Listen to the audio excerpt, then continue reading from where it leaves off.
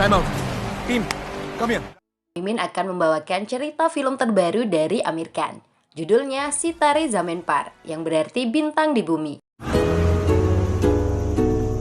Film tahun 2025 ini merupakan sequel spiritual dari film tahun 2007 yang berjudul Tare Zaman Par. Mimin ucapin selamat menonton ya.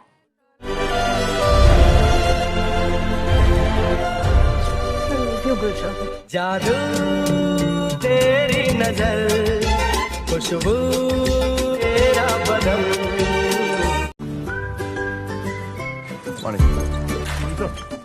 Gulsan Aurora adalah asisten pelatih tim basket di Delhi. Dia sangat tengil dan sombong.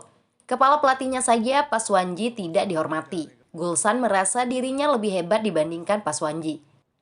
Tim yang mereka latih sedang bertanding dalam kejuaraan basket tingkat nasional. Tim mereka sedang tertinggal skor. Paswanji terus memberi instruksi kepada pemainnya. Beberapa instruksi Paswanji ditentang oleh Gulsan karena tim mereka semakin tertinggal. Gulsan bahkan berani menyalahkan strategi Paswanji.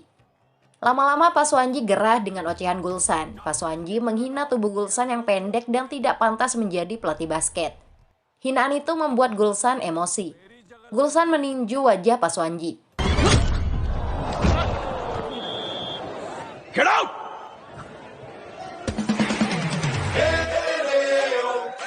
Tindakan Gulsan membuatnya berurusan dengan asosiasi olahraga di Delhi. Pihak asosiasi tidak bisa memberikan toleransi. Gulsan diskors dari pekerjaannya. मैं हद हो गई है. Gulsan mabuk-mabukan untuk menghilangkan frustasi. Saat akan pulang, dia menyenggol mobil polisi. Gulsan dipaksa berhenti. Dia justru kembali menabrak mobil polisi.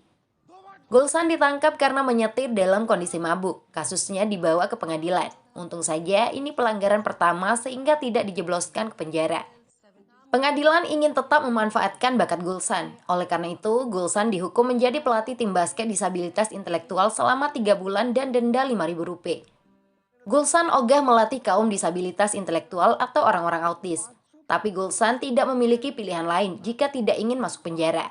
पागल में ऐसी कौन सी बात हो गई? 5,000 अभी बोलते हैं मैडम. 2,000 रुपए Gulsan pulang ke rumah ibunya. Sang ibu menceramahi Gulsan agar kedepannya bisa lebih bertanggung jawab dan menghargai orang lain. Kesombongan Gulsan hanya akan menghancurkan diri sendiri. Hubungan Gulsan dan istrinya berantakan juga karena sifat keras kepala dan egois. Gulsan masih tidak mau mengangkat telepon istrinya. Besoknya, Gulsan pergi ke lembaga sosial tempat tim basket disabilitas intelektual. Gulsan disambut oleh pimpinan lembaga Kartar Paji yang merasa cukup beruntung kedatangan pelatih hebat. Apalagi kejuaraan tingkat nasional untuk tim disabilitas intelektual akan segera dimulai.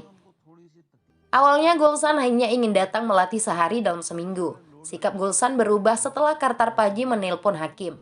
Gulsan terpaksa bersedia datang setiap hari. कतार पाजी नहीं कोई प्रॉब्लम जी अच्छे बहुत अच्छे. Untuk pertama kalinya, Gulsan berkenalan dengan tim yang akan dilatih. Mereka adalah Sunil, Karim, Satbir, Lotus, Raju, Gudu, Bantu, Hargovin, dan Sharma. Mereka semua sudah dewasa, tapi kelakuannya masih seperti anak usia 5 hingga 8 tahun. Belum apa-apa, Gulsan sudah dibuat frustasi. Apalagi Sharma, yang belum lancar berbicara. Gulsan bingung harus melatih seperti apa. Orang-orang itu sulit memahami ucapannya. Mereka lebih sering salah sambung alias salah pengertian. हम लोग ball passing से. Sorry sorry sorry sorry.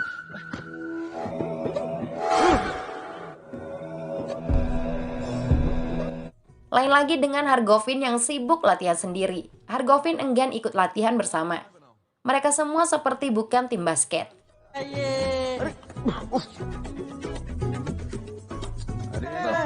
एक बॉल उठाओ. बॉल्स पकड़ो. कुछ मत बनाओ. कुछ मत बनाओ. Gulsan mengeluh kepada Kartar Paji. Tim basket yang dilatih sangat menjengkelkan dan di luar batas normal. Kartar Paji meminta Gulsan bersabar. Gulsan harus menyadari bahwa orang-orang itu berperilaku seperti anak usia 8 tahun. Apapun yang mereka lakukan masih normal. Ingat, setiap orang memiliki kenormalannya masing-masing. Maklumi saja mereka, ucap Paji. Selanjutnya Gulsan pergi ke acara pernikahan temannya bersama sang ibu. Di sana, Gulsan bertemu dengan istrinya Sunita. Mereka saling sapa dan bertanya kabar. Sunita tetap mengetahui perkembangan hidup Gulsan dari mertuanya, termasuk karir Gulsan yang kini melatih orang-orang disabilitas intelektual atau autis. Baru saja bertemu, mereka sudah mulai cekcok. Sunita tidak suka dengan cara Gulsan yang diam dan selalu menghindari masalah. Gulsan berpikir sebaliknya. Dia sengaja pergi dari rumah dan tidak mau mengangkat telepon agar tidak terjadi pertengkaran. अरे रुको ना. वैसे भी सस्पेंड हो रहा. Sejujurnya mereka berdua masih saling mencintai. Sunita tidak malu mengajak Gulsan untuk tinggal di rumah yang sama lagi. Sunita hanya menginginkan buah hati dari pernikahan mereka. Inilah masalah utamanya. Sunita sangat mendambakan seorang anak, sedangkan Gulsan tidak pernah mau memiliki anak. Mereka selalu bertengkar jika membahas hal itu. Dan seperti biasa, Gulsan memilih pergi daripada meladeni mulut Sunita. स्याही कम पड़ जाएगी चुना तेरी मोहब्बत पे मेरे. Gulsan kembali fokus melatih tim basket autis. Latihan hari kedua masih saja mereka sulit diatur. Gulsan ingin berhenti, tapi hakim tidak mengizinkannya. Kartar Paji memberitahu lewat telepon bahwa tim basket mereka telah didaftarkan untuk kompetisi tingkat nasional. Gulsan berusaha lebih sabar lagi melatih tim. Meski menjengkelkan, Gulsan harus kuat hingga 3 bulan ke depan. सब बास्केटबॉल्स पकड़ेंगे. गुड. 1 by 1 बोला था ना. करीम ने बॉल नहीं फेंका. सर क्या कर रहे हो? ये क्या है? Gulsan mencoba menyapa Hargovin yang selalu sibuk latihan sendiri. Hanya Hargovin yang terlihat agak normal. Hargovin diajak bisa bekerja sama dengan tim. Sialnya keramahan Gulsan dicuekin. Hargovin pergi begitu saja tanpa mempedulikan Gulsan. Kabar buruk diterima Gulsan dari Kartar Paji. Hargovin telah memutuskan untuk keluar dari tim basket. Paji meminta Gulsan memaksimalkan anggota tim yang ada. Gulsan bingung harus mengikuti kompetisi dengan tim yang masih amburadul. Tapi Paji yakin mereka semua bisa diandalkan. Orang-orang autis itu bukan pengangguran tidak berguna yang dibuang keluarga. Contohnya Karim yang bekerja mencuci piring di sebuah restoran. Satbir juga bekerja di bengkel pamannya. Sunil bekerja sebagai tukang parkir. Kemudian Raju bekerja di pembibitan tanaman milik keluarganya. Lotus bekerja di pabrik pewarna. Sedangkan Sharmaji sangat disayangi dan dimanja keluarganya. Tapi dia tetap bekerja di kafe. Ada pula Gudu yang sangat menyayangi binatang. Gudu bekerja di peternakan hewan. Kekurangan Gudu, dia tidak pernah mandi karena takut air. Itulah yang membuatnya bau badan. Gulsan memiliki semangat baru untuk melatih.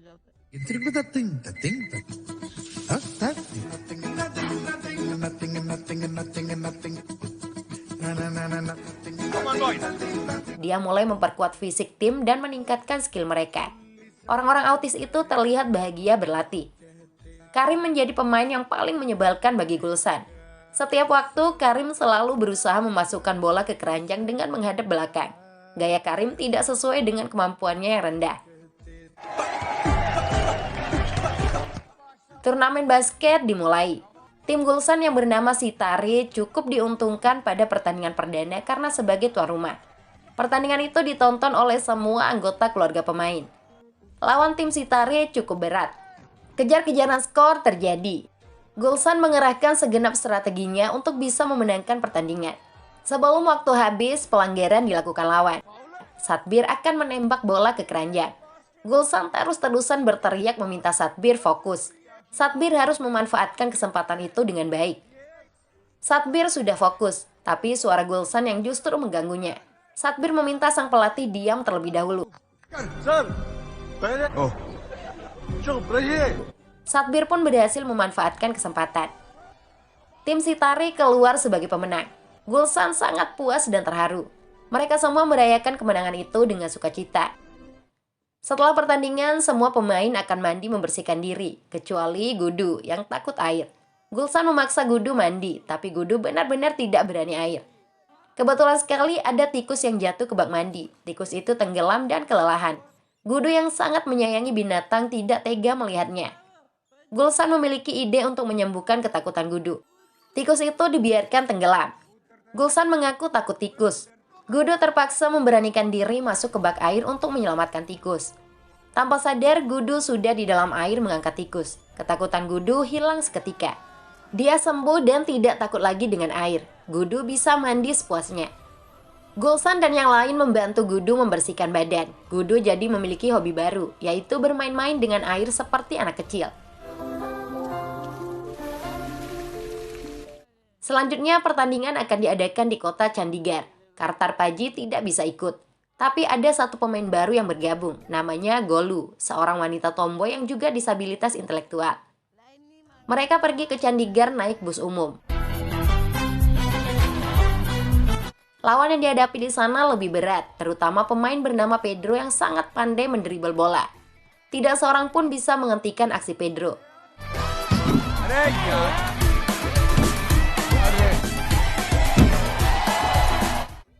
Gulsan memasukkan Golu untuk menghentikan Pedro.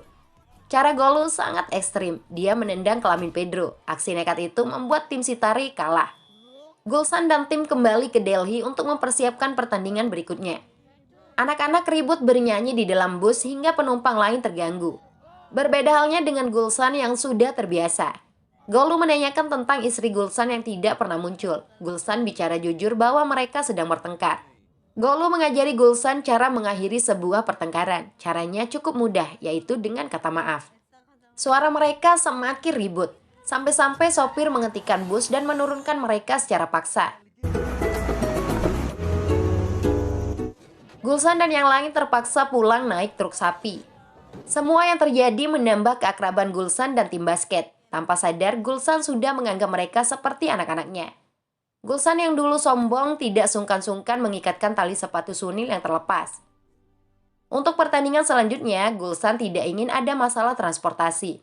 Dia mendatangi istrinya Sunita. Kebetulan Sunita sedang berolahraga tinju. Gulsan yang baru datang disambut pukulan tinju dari Sunita. Tentu saja Sunita tidak sengaja dan meminta maaf. Anehnya setiap kali mereka bertemu, ada saja masalah yang menjadi pemicu pertengkaran. Puncak dari pertengkaran akan kembali tentang anak. Sunita menganggap Gulsan sebagai orang paling penakut di dunia. Gulsan tidak berani memiliki anak hanya karena ditinggal oleh ayahnya saat masih kecil. Seperti biasa, Gulsan tidak ingin adu mulut meski pada dasarnya dia keras kepala. Gulsan menyampaikan tujuan kedatangannya untuk meminta bantuan transportasi. Sunita kesal didatangi hanya untuk dimintai bantuan, tapi dia kasihan dengan Gulsan dan tim basket autis. Sunita yang pada dasarnya orang baik bersedia membantu menyewakan bus. Bahkan Sunita berkenan menjadi sopir mereka menggantikan Gulsan yang belum boleh menyetir. Sunita dan tim pergi ke lokasi pertandingan. Sunita sangat menikmati pertandingan yang berlangsung. Apalagi tim Sitare tampil baik. Sunita dan Gulsan bersukacita tim mereka memenangkan pertandingan. Penampilan tim Sitare semakin meyakinkan dalam pertandingan-pertandingan berikutnya. Mereka bisa berbicara banyak. Hikmahnya, hubungan Gulsan dan Sunita membaik tanpa diperbaiki. Mereka akrab lagi secara alami. Tim Sitare terus memenangkan pertandingan. Hargovin yang sebelumnya keluar dari tim datang lagi ke lokasi pertandingan. Tapi karena malu, Hargovin memilih pergi tanpa bicara dengan siapapun. Setelah sekian pertandingan, tim Sitare berhasil masuk semifinal. Lawan mereka sangat tangguh, tapi tim Sitare mampu unggul telak. Hargovin tetap datang sebagai penonton. Dia menyaksikan sendiri tim yang ditinggalkan berhasil memenangkan semifinal dan melaju ke babak final. Hargovin hanya bisa turut berbahagia dan pergi. Gulsan yang kebetulan melihat Hargovin berusaha mengejarnya. Hargovin diajak bergabung kembali dengan tim. Tapi Hargovin tidak memberikan tanggapan. Hargovin hanya memuji permainan tim dan pergi meninggalkan Gulsan. Sebagai pelatih, Gulsan sangat menyadari tim akan lebih kuat dengan bergabungnya Hargovin. Gulsan rela pergi menemui Hargovin ke rumahnya. Ternyata Hargovin pernah memiliki pengalaman buruk dalam kompetisi basket. Dulu Hargovin menjadi kapten tim disabilitas intelektual dan meraih medali emas dalam kejuaraan tingkat nasional. Tapi medali itu dicabut karena pelatih memainkan orang normal untuk meraih kemenangan. Pelatih tidak mempercayai kami. Sejak saat itu, saya tidak percaya lagi dengan pelatih manapun, tutur Hargovin. Gulsan menceritakan pengalaman hidupnya yang pernah dikecewakan oleh ayah kandung sendiri pada usia 8 tahun. Ayahnya pergi meninggalkan tanggung jawab. Saya berpikir semua orang akan melakukan hal yang sama. Itulah yang membuat saya selalu menjauh terlebih dahulu sebelum ditinggalkan, ungkap Gulsan. Terlepas dari masalah apapun, hidup harus terus berjalan. Sudah saatnya Hargovin berdamai dengan masa lalu. Gulsan mengajak Hargovin untuk bergabung dengan tim dan tampil dalam pertandingan final. Hargovin setuju bergabung karena mulai mempercayai Gulsan. Ibunya juga meminta Hargovin bermain basket lagi. Thank you ya. Gulsan jadi yakin bisa memenangkan final. Pertandingan final akan dimulai. Rombongan tim menginap di hotel. Sunita tetap setia menemani. Gulsan sangat ketakutan saat harus naik lift. Dia memilih untuk menggunakan tangga. Gudu yang telah disembuhkan dari ketakutan terhadap air ingin balas budi menyembuhkan ketakutan pelatihnya. Gudu dan yang lain menjebak Gulsan masuk lift. Gulsan sangat ketakutan. Baru kali ini dia berada di dalam lift. Syukurlah tidak terjadi apa-apa pada Gulsan. Dia hanya merasa sedikit mual. Golu memberitahu bahwa tidak ada seorang pun yang meninggal hanya karena naik lift. Gulsan sendiri baru menyadari dirinya sudah berhasil naik lift. Ketakutan Gulsan terhadap lift telah sirna. Dengan penuh bangga, Gulsan menelpon ibunya memberitahu bahwa dirinya tidak lagi takut lift. Gulsan akan naik lift lagi sendirian untuk membuktikan kepada sang ibu. Tiba-tiba sinyal HP ibunya terputus-putus. Ternyata ibu Gulsan sedang check-in bersama kekasihnya di hotel yang sama. Kekasih ibunya adalah tetangga mereka, Daulatji. Sang ibu kepergok oleh anak sendiri. Gulsan sangat marah dan kecewa kepada ibunya. Sudah tua, masih saja sibuk pacaran. Tapi ibunya dan Daulatji tetap santai. Mereka bahkan dengan ramah menyapa beberapa anggota tim basket. Emosi Gulsan semakin menjadi-jadi. Gulsan kecewa karena merasa telah dibohongi selama ini. Seharusnya hubungan mereka tidak dirahasiakan. Kata-kata Gulsan membuat ibunya sedih. Sang ibu selalu mendukung Gulsan. Tapi putranya itu justru menyudutkannya. Tangisan sang ibu membuat hati Gulsan luluh. Ibunya tersenyum lagi dan pergi untuk mencari hotel lain.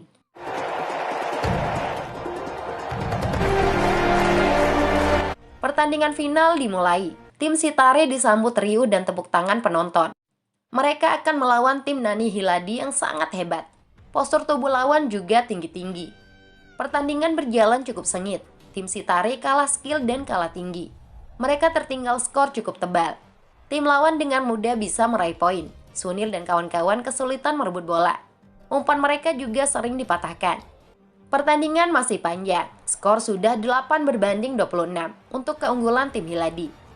Gulsan menyadari kekuatan tim lawan ada pada bola-bola atas.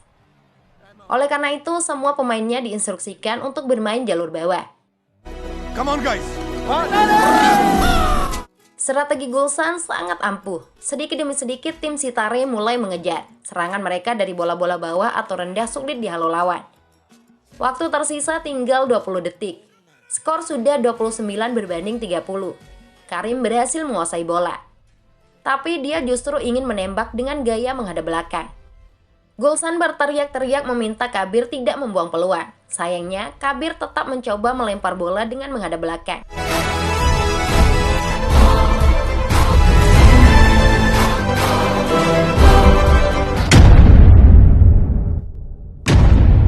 Hasilnya bola tidak masuk. Waktu sudah habis. Tim Sitare kalah tipis. Gulsan sangat kesal dan kecewa. Berbeda halnya dengan para pemain, mereka tetap tersenyum dan berbahagia. Bahkan mereka ikut merayakan kemenangan lawan. Gulsan bingung melihat semua itu. Gulsan mengingatkan para pemain bahwa mereka baru saja kalah, tapi orang-orang disabilitas intelektual itu merasa menjadi pemenang juga. Mereka sudah bersyukur bisa juara 2. Itu sebuah prestasi yang sangat membanggakan. Gulsan dipeluk oleh para pemain. Keberhasilan mereka bisa masuk 5 besar dan finish di peringkat 2 dirayakan dengan penuh sukacita.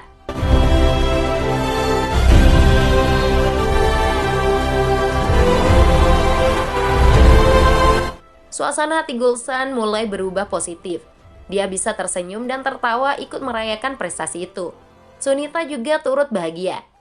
Gulsan merasa orang-orang disabilitas intelektual telah mengajarkannya banyak hal. Sunita, saya bukan pelatih mereka. Sebaliknya, mereka adalah pelatih saya, ucap Gulsan. Hari itu, Gulsan mendapat banyak pelajaran berharga. Selama ini, Gulsan sangat egois. Tim yang dilatihnya mengajarkan cara merasakan suka dan duka orang lain. Setelah kompetisi selesai, Gulsan ditelepon oleh kepala pelatih tim basket di Delhi, Pak Swanji yang pernah dipukul. Pak Swanji mengabarkan dirinya akan pensiun melatih. Nama Gulsan telah diputuskan untuk menjadi penggantinya mulai bulan depan. Keputusan itu diambil setelah melihat kehebatan Gulsan melatih tim basket autis. Kebahagiaan Gulsan terasa sempurna. Apalagi dia dan istrinya sudah hidup serumah lagi. Mereka tidur di kasur yang sama. Tiba saatnya bagi Gulsan untuk pamit ke tim. Gulsan merasa sangat berat meninggalkan tim. Situasi itu berbanding 180 derajat dengan awal kedatangan Gulsan. Dia yang sebelumnya terpaksa mau melatih karena dihukum 3 bulan, kini kepergiannya justru seperti hukuman. Kartar Paji menyampaikan banyak terima kasih atas segala perhatian dan jasa Gulsan. Gulsan disarankan berpamitan dengan tim. Anak-anak pasti akan merasa sangat kehilangan. Gulsan pergi menemui timnya dengan perasaan haru. Orang-orang yang ditemui justru sedang mempersiapkan kue perpisahan. Mereka sama sekali tidak bersedih. Bagi mereka, berhentinya Gulsan sebagai pelatih bukan berarti perpisahan. Gulsan masih hidup, bukan meninggal. Mereka akan tetap bisa bertemu. Gulsan jadi batal terharu. Mereka berpelukan dengan penuh sukacita merayakan berakhirnya tugas Gulsan sebagai pelatih. Film berakhir bahagia.